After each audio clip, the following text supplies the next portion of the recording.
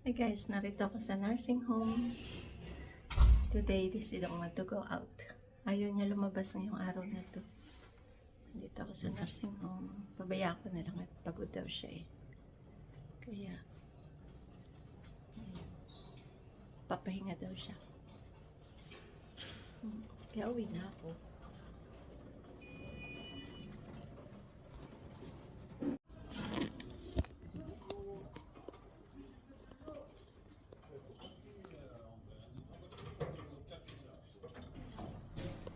So yan nga guys, at ayaw lumabas ni Lola.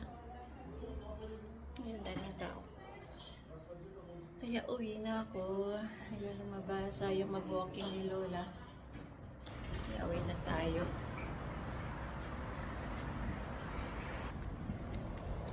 So yun lang guys, pag yung si Lola ay ayaw lumabas, bali, sayang yung pagpunta ko dito. Kaya okay lang. Gusto niya daw naman umaga. Kaya bukas ng umaga, punta ko naman siya. Sayang, pag-practice na lang sana ng golf. Alam ko hindi siya lalabas. Kaya, ayan.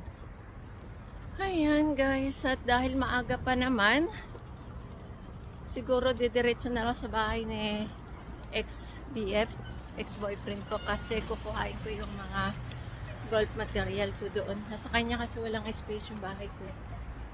Kaya, kunin ko na lang doon para makapag-practice ako bukas. Ayan guys. Ito magandang ano, yan ay may restaurant dyan. Hindi ko lang malaman kung sa sila Pied dans l'eau, je ne sais plus. Je sais pas si c'est la Pied dans l'eau. Restaurant Pied dans l'eau. Ayan, ang ganda dito guys. So magte-take tayo ng bus 93 sa kabila. Underpass ako. So ayan, at ang ganda ng tubig. Ah oui, je crois le restaurant Pied dans l'eau, c'est là-bas. C'est l'autre côté. C'est l'autre côté.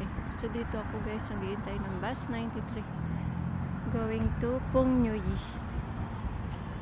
Going to Pong Nhuyi naman tayo guys. Ay, nakakaano si Lola. Ganyan tamad lumabas. Kanya ayaw lumabas, nasasayang yung aking pagod. Pero malimit mangyari yan guys. Minsan naisipan niyang huwag lumabas. Pero hindi niya naman kasi na-realize na pinuntahan ko siyang sadya at nakapagod din. Ayan, nandito na yung bus ko guys. So yan na yung bus 93.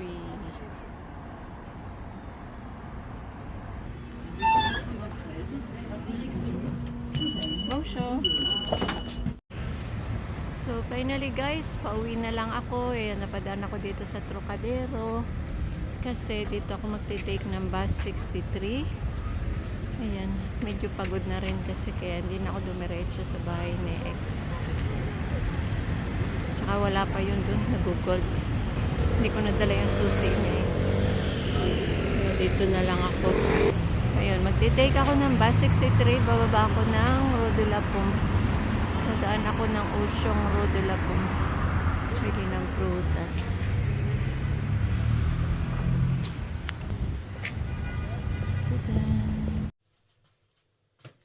Yan guys, at kararating lang natin galing sa market.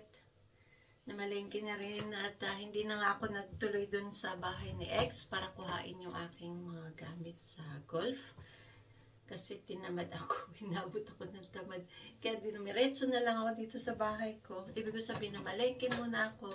Tapos ayun, umuwi na ako dito. Pag ano, nabot na ako ng ano eh, nabot na sipag. Kaya namalengke na lang tayo at ito nga ang nabili ko. Ayan, mabigat. Ayan, nahihirapan ang magbuhat. Galing sa ano, Rue de la Paume Ocean. Ay, nakabili ng murang lemon. Kaya ano nga. Ganyan lang ginagawa ko guys. Pag yung nabili ako sa ano, murang lemon. Tapos Tapos, ito, bili din ako ng kiwi.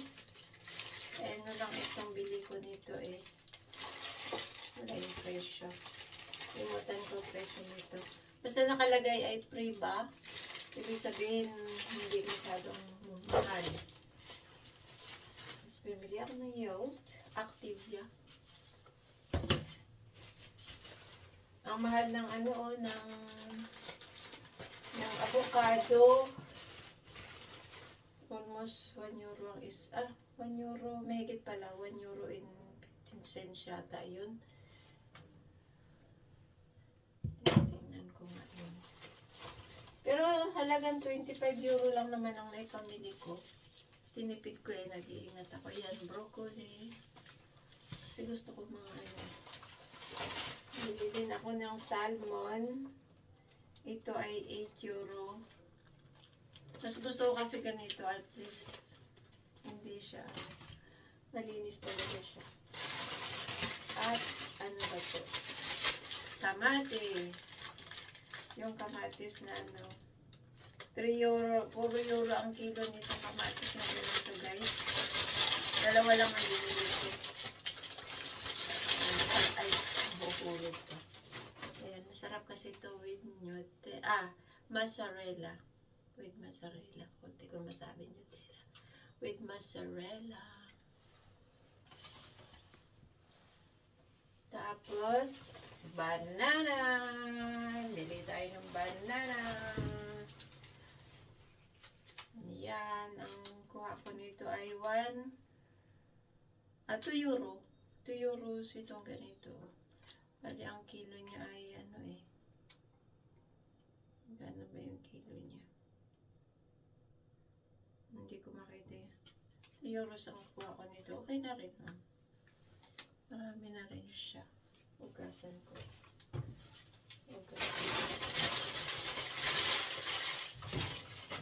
Tapos, ano pa ba yung last na binili ko? Apple. Ayan. Gustong gusto ko itong mga liliit na apple na to guys. Kasi nga, malutong. Malutong siya. Tapos, maliliit lang. Ayan, bilo. Magkano ito? Hindi ko na matandaan kung magkano. Ito ay from France. Ayan. Malutong ito. Masarap. Kasi gustong gusto ko ito yung bago ako matulog. Kain ako ng 1 piraso. Pampatulog. Ano daw yun eh. Kaya ayan. Yan lang guys ang mga nabili ko. Pero 25 euro din na naubos. Kaya ugasan ko lang siya. Tapos ayun. Maliit lang siya. Oh. Pero super lutong nito. Nakabili na kasi ako last time eh. Tapos tama lang yung laki niya. Pag yung nagugutom ka bago ka matulog. Masarap kasi itong kainin bago ka matulog guys. Pampasarap ng tulog. Kaya ayan. Ito namang lemon ay iniinom ko to every morning. Kalahati lang. Tapos lagyan ko na mainit na tubig with honey. Pampalakas. Instead na minom kayo ng vitamins na ito na lang. At least natural pa, diba guys? Hindi ako nainom ng mga vitamins na binibili. Basta okay na ako sa mga vegetables, isda, ganon. Ayan guys, at mag-prepare ako ng aking dinner. Ayan ang buhay ng nag-iisa sa bahay. Buhay single. Mamaya ako ito ugasan. Tapos mag-prepare ako ng aking dinner. Salad lang siguro. Ito ay ginagawa ko nito guys. Inakalbusan ko yung half cook lang siya. Tapos sarap. Malutong. Malutong talaga siya. Kaya ayan. Ano lang naman ang kuha ko nito eh. Parang 2 euro yata itong ganito. So pirasong ganito. Ayan, yan guys ang mga nabili natin.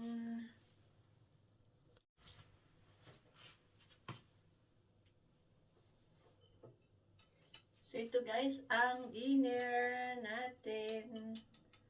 Nagawa lang ako ng sauce para dito sa ating salad.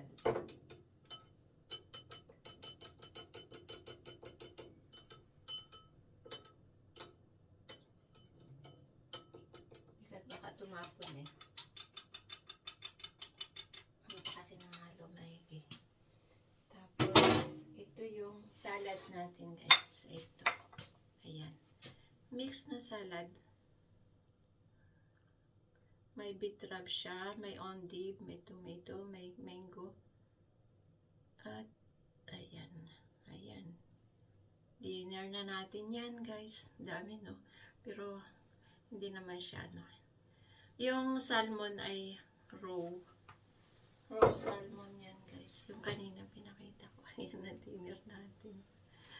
Tapos, lalagyan natin ng, bumili ako ng luya.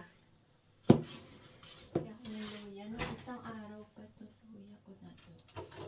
Ito yung luya. Gingembre. Luya. Luya. So, lalagyan natin ng luya. Para sa hilaw na ano yan. Hilaw na salmon. Yung ginagamit ko kasi para hindi masira yung conserve na ko. Ayan, kaya kong busin yan guys. Wala. Sibong sa sibong pumongropado dine pumong dine may sipad ba? Siplod ba? So, ayan guys, let's eat. Dinner time na. Ayan na. So, super sarap na ganito. Salmon na fresh. Tapos, with gingembre. Luya na fresh. Parang pickles luya pala. Thank you for watching. Hindi ko napapakita sa inyo pagkain ko kasi malaki ako sumubo. Thank you guys.